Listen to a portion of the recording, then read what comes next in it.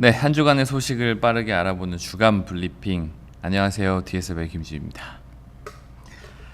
제가 이번 주에 여기저기 조금 돌아다닐 일이 있어서 돌아다녀 보니까 되게 많이 궁금해하시는 부분들이 있더라고요. 그러니까 결국에는 이제 유통량이라는 단어, 그리고 뭐 발행량, 그다음에 반감기, 뭐 이런 것들에 대해서 굉장히 전문가들이심에도 불구하고 혼란해 하시는 분들이 많아서 제가 요거를 한번 정리해 볼까 해서 갖고 와 봤고요. 먼저 일단 코인의 개수라는 거는 현재 이제 발행된 양에 대해서 제일 많이 얘기를 하잖아요. 근데 우리가 여기서 개념을 좀 잡고 가야 될 필요가 있는 게, 비트코인의 경우에는 초기 발행량부터 매 블록마다 블록 보상 개수가 증가하면서 계속 코인의 개수가 이제 늘어나는 형태를 가지게 됩니다. 그렇게 해서 최종적으로 2100만 개의 코인이 원장상에 등록이 됐을 때 추가 블록 보상을 없애는 형태로 가겠죠.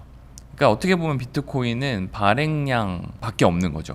총 발행량하고 현재 발행량. 네. 그러면 사실 유통량이라는 단어가 뭐 어떻게 보면 발행된 게 다 유통될 수 있는 상황이라고 봐도 되니까 그냥 발행량인 거죠. 유통량인 거고. 이더리움 같은 경우는 조금 재밌는데요. 뭐 요즘은 이더리움이 감소하는 쪽으로도 토코노믹스가 디자인되어 있기는 하지만 예전에는 계속 증가만 하는 코인이었어요. 네, 근데 이렇게 만약에 비트와 이더, 제가 지금까지 말씀드린 대로 코인의 개수가 계속 증가를 하게 되면 뭐 무한정 발행할 수는 없지 않겠습니까? 그리고 똑같은 속도로 계속 코인이 증가를 하게 되면 또 여러 가지 이제 경제적으로 우리가 인플레이션이라고 하는 고민을 하게 되겠죠. 그러다 보니까 이제 비트코인은 뭐 몇 년이 지난 후에 원래 블록 보상이 5개였는데 절반으로 줄이자. 그래서 매 블록마다 늘어나는 코인의 개수가 원래 5개였다면 앞으로는 2.5개로 줄이자. 그러면 뭐 예를 들면 10분에 하나씩 블록이 발행이 될 텐데 10분마다 비트코인이 전 세계에서 5개씩 증가를 하다가 이제 2.5개씩 10분마다 증가하는 형태로 돼서 나중에는 이게 0이 되는 거죠. 0이 돼서 더 이상은 추가 발행되지 않는 형태. 근데 이 부분에서 많은 분들이 이제 헷갈리시는 부분이, 그럼 유통량하고 발행량이 왜 나누어지냐에 대한 질문이 나오게 되는데, 요게 어떻게 보면 ERC2N이라고 하는 토큰 발행 형태에서 조금 더 얘기가 많이 나와지는 것 같아요. 예를 들면 우리가 어떤 토큰을 한 100개를 발행을 하고 그 다음에 이 발행된 100개 중에서 20개만 시장에 풀겠다 라고 하면 이제 유통량이 20개가 되는 거잖아요. 근데 이미 발행은 100개가 된 거니까, 그럼 이 나머지 80개가 유통량의 집계가 되지 않으려면 어떻게 처리해야 되는지에 대해서 사실은 고민을 해야 되는데, 많은 분들이 이제 이 부분을 잘 모르시다 보니까 유통량이 계속 조작되고 있는 거 아니야?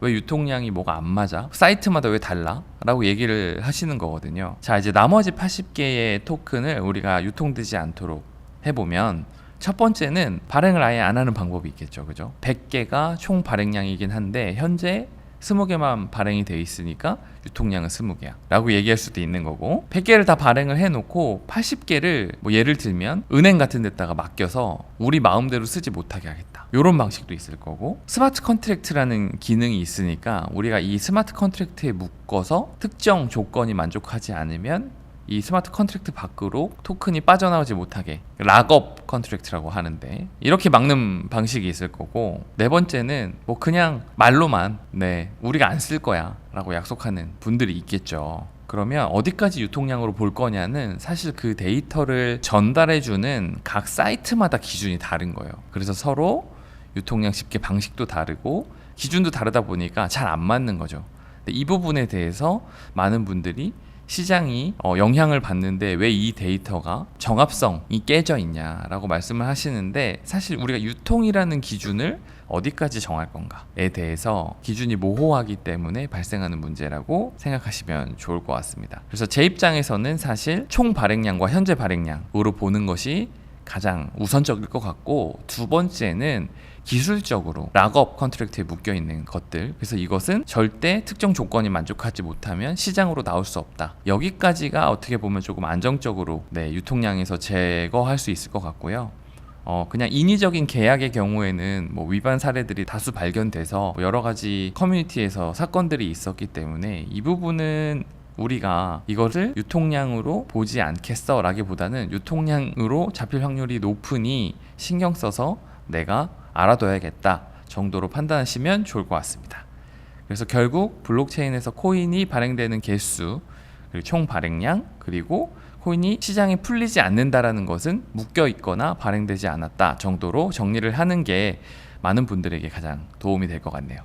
오늘은 여기까지 하겠습니다. 감사합니다.